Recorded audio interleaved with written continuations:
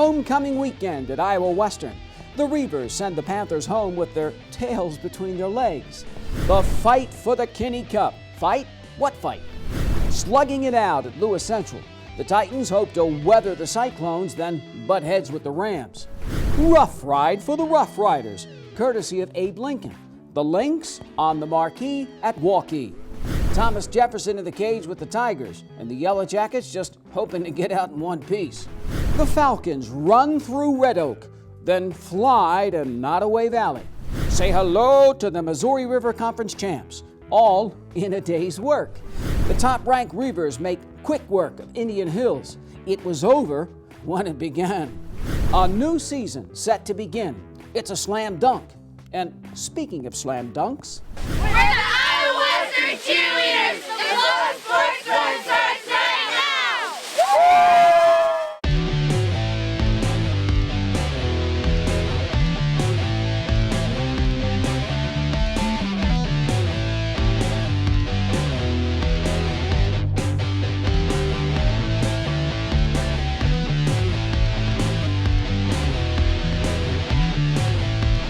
Hello, I'm J.J. Davis, and welcome to another edition of the Bluffs Sports Zone.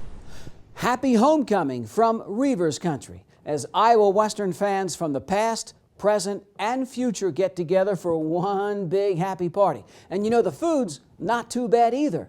On the menu, Panthers. The reigning national champs home for the first time in a month, and there to greet them, a sign of the times. At the bottom of the scoreboard. And let's welcome your Iowa Western Reavers. The fourth-ranked Reavers hit the field running against Ellsworth. Do not waste any time. The Panthers with the punt. Ex-Falcon Jimmy Hawk blocks it. Iowa Western recovers on the visitors' 22. Connor Brevard then hits Bryant Johnson for the first down. Then the sophomore quarterback buys time, finds Geronimo Allison's 6-yard TD strike, and the home team's on the board. Next possession, Akis Teague runs for 91 yards in the first quarter. Right down the line, 24 yards for the score, 14-0. Ellsworth turns the ball over 4 times. Daniel Henry picks it off. A few plays later, Teague cuts it back for a 4-yard touchdown run, and less than 8 minutes in, it's 21-0 Iowa Western. Rocky Reaver, gimme 5. The Panthers just 97 total yards. The Reavers 17 tackles for losses, safety 23-0. Second quarter, Tay Bender finds George Seal, 18 yards for the score. And head coach Scott Strohmeyer's 2 quarterbacks, Bender and Brevard combined, 17 of 19 in the first half. Number 7, his second TD pass to Seal. 40-6 Iowa Western at the break. Is Stroh pleased with the show? Yeah, I mean, to come out to put up 40 in the first half, and that last one was maybe disappointing that they got, but for coming in a game where we feel we're supposed to win, we blew them out the time before to come out in this first half the way we did. I'm pleased. Second half, more the same. Overall, Danny Hamilton 4 field goals, this one from 40 yards out. The Iowa Western offense rolls up 628 total yards. Running back Austin White here runs wild for 126. Antoine Gilbert piles up 130. Everything's working. Freshman Tyler Lloyd's first reception as a Reaver ends up in the end zone. Fourth-ranked Iowa Western just smokes Ellsworth 63-6.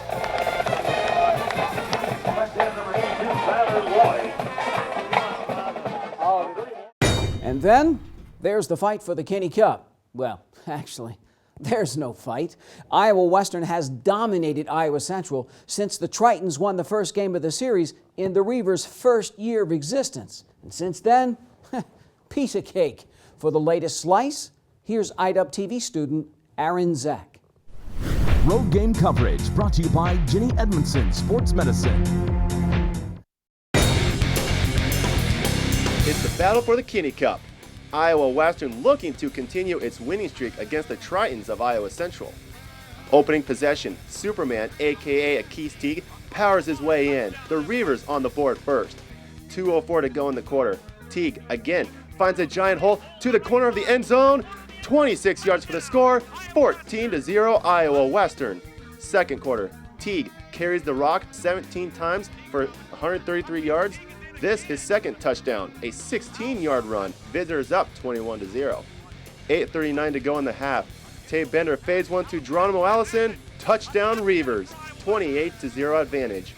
45 seconds left. The Tritons finally get on the board as Trenton Bledsoe barely gets the nose of the ball across the goal line, 28-7. 12 seconds later, Mondo Williams takes the ball from the 5. 25 to 30, Mondo Williams breaks it open. He's looking for blockers. He's got Smith. What a block by Smith! Touchdown, Mondo Williams! 95-yard kickoff return, 35-7 Iowa Western going into halftime. Third quarter action. Connor Brevard went 23 of 31 for 213 yards, finds Allison again. Touchdown Visitors, 42-7. A minute 8 left in the third. Brevard to Bryant Johnson. Rack up another touchdown for the Reavers, 49-7. Fourth quarter, Bender with a designed run easily walks in the end zone. Iowa Western wins big, 59-7. I definitely gotta say everybody played good all around. You know what I'm saying? That's what made the offense move better and made me obviously do better. So I gotta give it up to everybody. The whole team played, special teams, we were on key today. Yeah, we came out, we played well with a lot of enthusiasm, just like Coach Stroh wanted. The offense took it down, scored in the first drive, so it was awesome. And the defense played well too, so all around great effort. Thought it was a great win, and exciting win. Glad to retain the Kenny Cup with Iowa Western. This team is very family oriented. I love my boys. We keep it going, we keep it exciting. We always have fun on Saturday night, Saturday mornings. Whatever it is, we have fun together stepping out here. The Reavers piling up 598 yards of total offense and keeping the Kinney Cup in Council Bluffs for yet another year. For the Bluffs Sports Zone, I'm Aaron Zack. Thanks, Aaron. The AL volleyball team's been killing it as well. A look at the Lynx and their road to a conference championship. But first, showdown time at LC when we come back.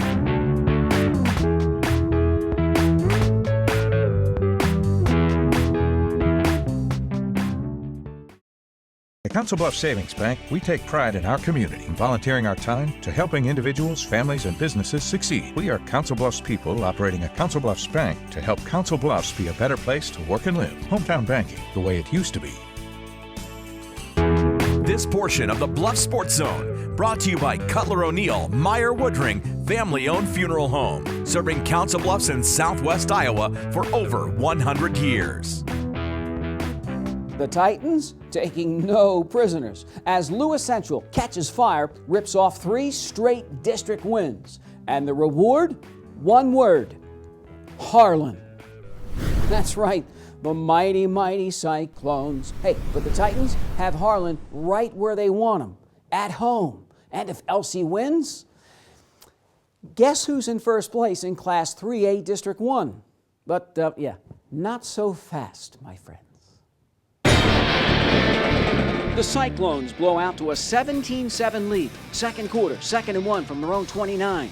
Nate Geddes, who runs wild for 147 yards in the first half alone, gets 22 here. A little later, number 15 does the honors, 24-7 Harlan at the half.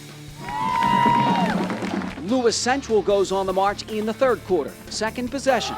Twice the Titans go for it on 4th down, and both times quarterback Austin Simmons gets it. Now the junior, 12 of 26, 128 yards to Ryan Scheidel for the first down. LC drives 84 yards, and the QB calls his own number. Simmons, the final 11, falls in 24-14. Titans fans sensing a momentum shift, but it quickly shifts back to the visitors. Cyclones 2nd and 17, their own 12. Nate Geddes round the edge for 28 yards. He would finish with 224. Harlan keeps the ball for 7 minutes. Another first down. And Cyclone quarterback Adam Jewell, an efficient 12 of 20 overall for 137 yards. Lewis Central just 231 yards of total offense. The closest the home team comes to scoring in the fourth quarter, the last play of the game. Simmons scrambles and then spots Kyle Larson. Brought down inside the 10. Harlan snaps the Titans' 3-game winning streak, stopping LC 24-14. That's the play to Kyle Larson. That's the ball game. The first half just killed us. I mean, in every phase of the game, we just made way too many mistakes, JJ, and you know, a lot of young guys, you know, in the big game against the big team, and you know, they didn't show up till the second half. Good job, guys. Harlan, 4-0 in District 1. Lewis Central drops to 3-1. And next up for LC, on the road at Glenwood. Gut check time for the Titans. You got to decide if you're going to get better. Some of you didn't get better tonight, all right? You got to figure it out, come back on Monday, and be ready to get better. And the Rams stop Lewis Central 28-17. Austin Simmons, a one-man gang, over 300 total yards, 169 on the ground, 132 up top. Jake Rogers, 6 grabs for 91 and a touchdown. LC leads 14-7 in the second quarter. Now, the visitors inside the Glenwood 10 3 times in the second half, and Lewis Central comes away with just 3 points. The Titans lose their second straight, drop to 3-5 overall, 3-2 in the district. And then there's Abraham Lincoln. Now the Lynx in line for their 6th straight playoff appearance. And standing in the way, the Rough Riders. Well, someone's in for a rough ride, and it's not the home team. For more, here's IWTV student Chad Awney. Pink out at CB Stadium for a matchup between Abraham Lincoln and Des Moines Roosevelt. Ladies and gentlemen, the 2013 Abraham Lincoln Lynx. AL fired up for the start of Friday football under the lights. The Lynx would get off to a slow start until late in the first quarter. Junior running back Peyton Heffernan takes the handoff, cuts it back, finds some running room, and the run speaks for itself.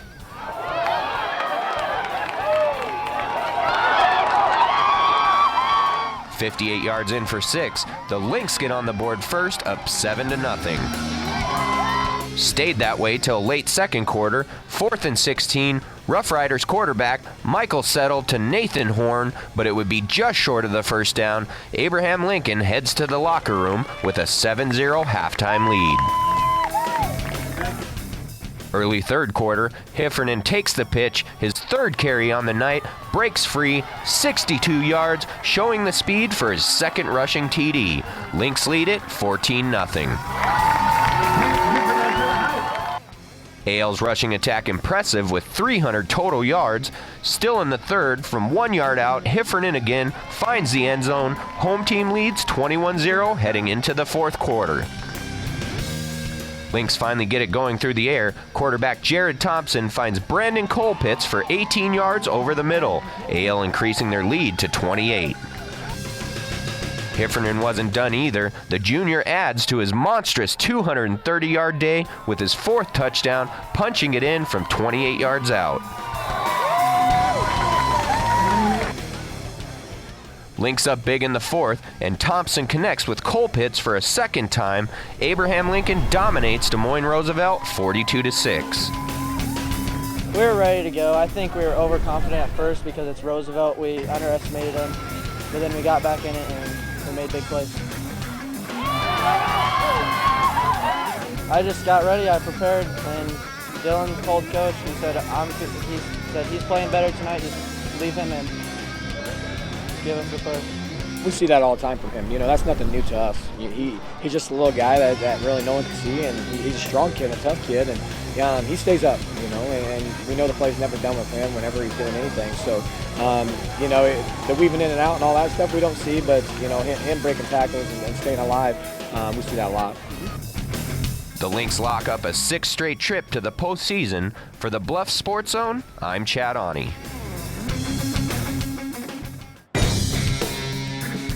What a difference a week makes. The Lynx run to Waukee. The 4th-ranked Warriors run right back. Waukee clinches the Class 4A Division IV title with a 23-14 win. AL led 14-10 at the half.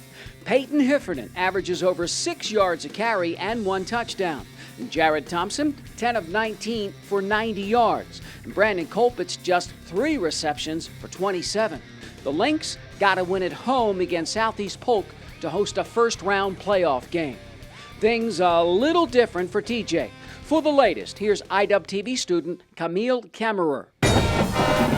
Thomas Jefferson back at CB Stadium, ready to take on number 7 West Des Moines Valley. Things heat up early as Tyson Mason goes for 60 yards into the end zone. The visitors on the board first. It's 27-zip after 1. Drew Gray, up the gut, punches it in for 6. Tigers up 67-0 at the half. Go route into the end zone. Dominique Daphne brings it in 74-0 after 3. Jason Wallace throws an interception to Gabe Henold. The junior takes it 40 yards to the house. The Tigers find the end zone 14 times. West Des Moines Valley destroys TJ 88-0. For the Bluffs Sports Zone, I'm Camille Kammer. And finally in high school football, last but certainly not least, Class 1A second-ranked St. Albert. Now, despite a slew of injuries, the Falcons remain unbeaten, looking to make another run to the Dome. But first, for St. Albert, some unfinished business. I cannot do everything. I cannot do everything. But I can do something. I can do something. With your help. With your help. I will do. I will do. What no one else thinks we can do. What no one else thinks we can do. The Falcons run in against Red Oak, having started 5 different quarterbacks their first 6 games. St. Albert facing a 4th and 17, no problem. Fake punt. Mason Beasley, just enough for the first down. Minutes later, John Bertelsen scores his first of 2 touchdowns, and the home team's on the board. The Tigers, 269 yards of total offense. The Falcons' Gage Bowman here, one of his 15 total tackles. Still in the first quarter, Eli Finn to Eric Johnson, and Hooch just runs right through him for the first down. Now the freshman QB, 8 of 18 up top, but on the ground, Finn runs and breaks tackles for 157 yards. The drive stalls. John Meyering drills a career-high 44-yard field goal, 10-zip St. Albert. Under 2 minutes to go in the quarter. Finn makes a run for it, breaks loose for 37 yards to the Red Oak 16. The Falcons run up 263 on the ground, and number 6, the final 6 yards here for the TD. St. Albert 17-0 after 1. Second quarter, the home team 1st and 10 from the visitors' 35, and Eli Finn, one of his 20 carries, good for 20 yards. A few plays later, the QB loses it, then gets loose for the score. 24-zip Falcons at the half. St. Albert rips Red Oak 31-12.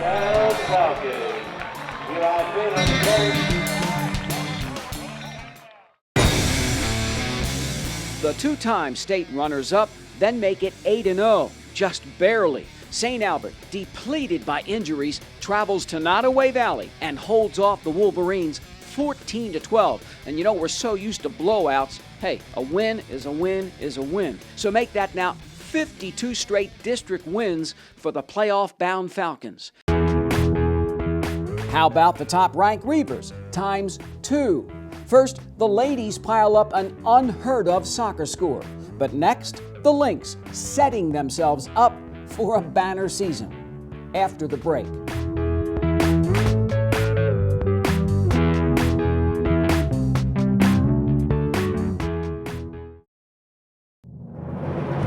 For more than a quarter century, thousands of athletes have relied on this team, Jenny Ed Sportsmed. Their sole focus is to prevent, diagnose, and treat your sports injury, getting you back in the action. Jenny Ed Sportsmed partners with Neb Ortho, giving you consistent one-on-one care from diagnosis to rehab. And since every injury an athlete is different, they've even developed a sports injury clinic specifically designed for athletes. Jenny Ed Sportsmed. New coach, same old story. That's the deal with the Iowa Western volleyball team. The Reavers, another 30-plus win season. And of course, it's not over. Head coach Alicia Williams' club continues to put up the W's. In fact, Iowa Western has put together a nice little winning streak. Look at those scores, a lot of zeros. And as of Monday, October 21st, the 8th-ranked Reavers have won 24 in a row and counting. One of Coach Williams' biggest concerns, complacency. It's a young team. Still got a lot of stuff to work on in preparation for the regionals. But still, Iowa Western hasn't skipped a beat since Alicia Williams took over, and good for her and the girls. Same thing in AL. The Lynx and their rookie head coach do something that hasn't been done since 2007, and they're not done yet. For more, here's IDUB TV student Austin Heinen. Abraham Lincoln High School, home of the Lynx. Also, home to a good volleyball team. With leadership from 2 seniors, including outside hitter Delaney Bolton, AL holds the best record in Council Bluffs. Definitely in practice, we've worked hard as a team and done to do the little things right and, just come together as a team. Along fellow senior outside hitter Victoria Crone, Abe Lincoln is ranked 10th in Class 5A. It's a great group of girls. There's definitely some leadership on the court that girls take on, but pretty much we all just help each other out. We all are taking responsibility for our parts. That mindset has given the Lynx a conference championship and gotten them the top seed in the conference tourney, as well as a first-round bye in districts. First-year head coach Brittany Ridenour speaks her thoughts about this talented group. I'm really proud of the girls. They're doing a great job this season, and we're really coming down to clutch time, and they really just got to keep on moving forward, keep on getting better, and like I said, I'm really proud of them. They're doing great jobs, so just gotta finish here, finish strong. Winning over 30 games, AL's expectations are high. But what about team goals? State, of course. But I guess just play together as a team and be able to be teammates on and off the court and just be together, I guess. I don't know. State, definitely. With postseason creeping up, Coach Ridenour says the Lynx are up for the challenge. Our theory and what our goals have been all season is to finish strong at the end of the year, and we have to be at our peak. We got to be playing at our best for districts and regionals. So we've been really preparing for it. You said it's been kind of creeping up on us. We've been preparing for that day, so we're ready for it. AL will start the postseason at home against TJ on Halloween. For the Bluff Sports Zone, I'm Austin Heinen. Thanks, Austin. Now, AL, over 30 wins and counting. It's going to be interesting to see what the Lynx can do in the postseason. Thomas Jefferson, 14 wins last year, but will the Yellow Jackets match that number this season? Lewis Central coming on strong. And his head coach, Dennis South, said recently, hey, we're getting better and better. The Titans will be, no doubt, battle-tested when the playoffs come around. St. Albert keeps on keeping on as well. Now, the Saints made it to the Final Four last year after that tear-jerking, memorable win at State. Can they have a repeat performance and go even further this year? It's getting down to the nitty-gritty in high school volleyball. Hey, a new beginning just getting started. Tipping things off with a slant, bang. But first, the top-ranked Reaver soccer teams on the other side.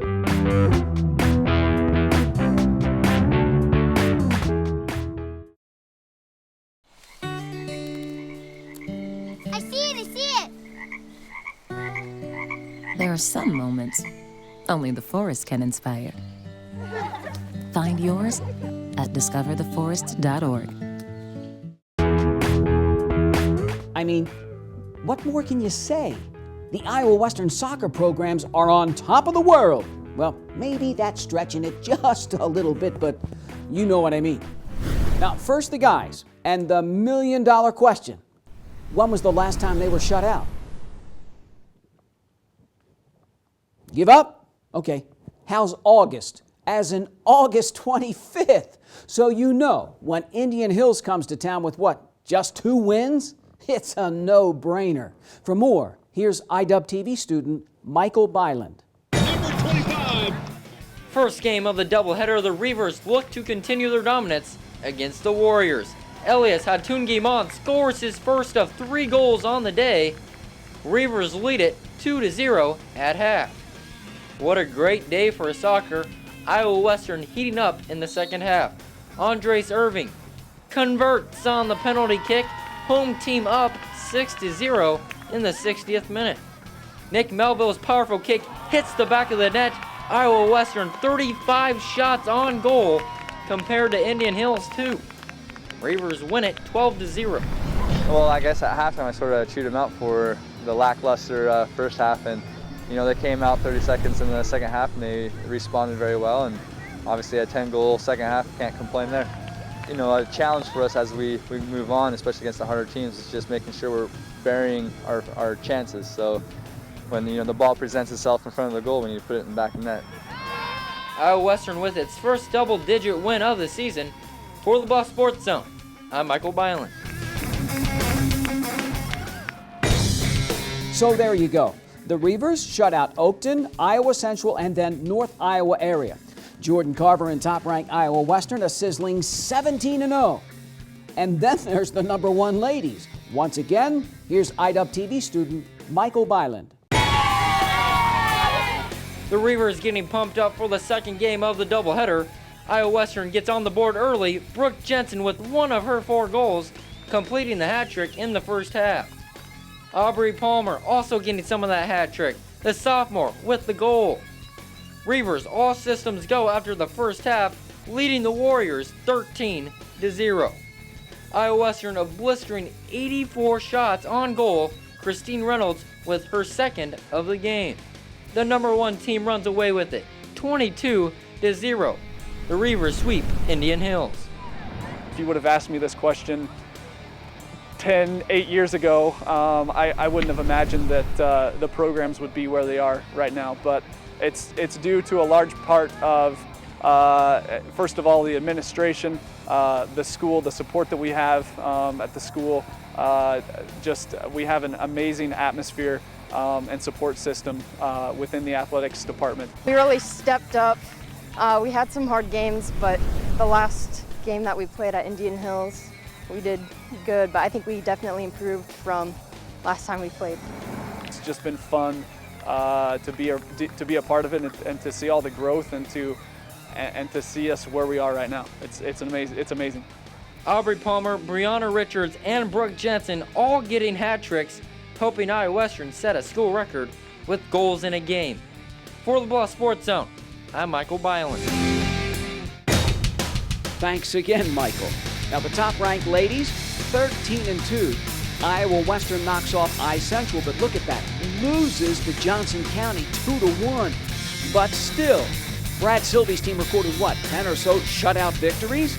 And as far as I'm concerned, for both the men and the women, it's national tournament or bust. And while one season is just winding down, another is just beginning to crank up. I think there was some hysteria in Canesville recently, and I believe it had something to do with hoops. Here's IWTV student Liz Heldbush. Iowa Western opens up the 2013 basketball season with hoops hysteria. Lights out, sophomore guard Greg Tucker leads the way as both men and women's teams are introduced. Spotlight on number 13, Fani Chudaresh, as she runs out, a 5'11 freshman guard. Duck bases and peace signs bring in a three-point shooting contest. 6'2 DJ Walker fights for the W, leaving it open to 5'8 sophomore Blair Harding to come in and land it like a pro, winning the shoot for herself and Shakir Brown. It's a Festivus for the rest of us, and the energy is in the air. Mega knockout in Canesville. The game ending between sophomore Kashif Thomas and freshman Caitlin Zila. Women's team looking dominant as Zila knocks out Thomas for the win. The show rolls on at the dunk contest. Freshman forward Darian Williams making that dunk look effortless. For women, sophomore Abigail Azoro impersonates Michael Jordan. The last dunk isn't even by a basketball player. Willie Williams, a member of the Reaver track team, dunks like he does it in his sleep. Both men and women's basketball start up next month. For the Bluffs Sports Zone, I'm Liz Helbush. Thanks, Liz. Now, what a show. I mean, we had a little bit of everything and then some. But then again, that's pretty much the case every week. So, what's next? You'll just have to wait and see. Until next time, America, for the Bluffs Sports Zone, I'm JJ Davis, and I'll see you around.